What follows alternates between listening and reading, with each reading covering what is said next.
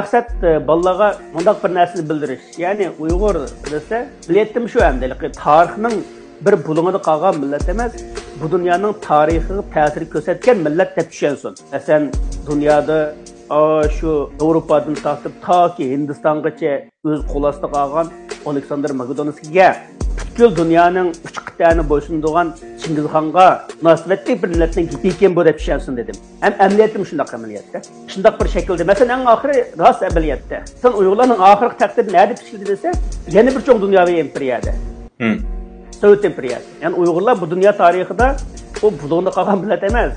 Dunyoning taqdiriga munosabatli ishlar qatnashgan millat. Bu qatam shundoq bo'ladi amaliyotda. Uyg'urlarning taqdiri dunyoning taqdirini o'zgartirdi. Biz o'zgartimiz dunyoni amaliyotda. Biz bolamizga hargizmi biz zulm ko'rgan bichora xalqning oldiga undoq emas. Biz dunyo tarixini yaratgan, ham bundikimi yaratdimiz. Sen kimning o'g'li?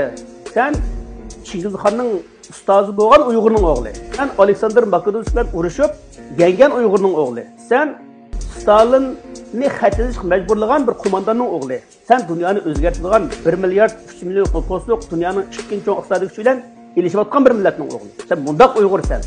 Hargizmi o'yliqi yeling'ichi, yolbaguchi, bo'zak o'g'ichi emas, o'zining qudrati sababli qudratlarni o'ziga dushman qilgan millatsan.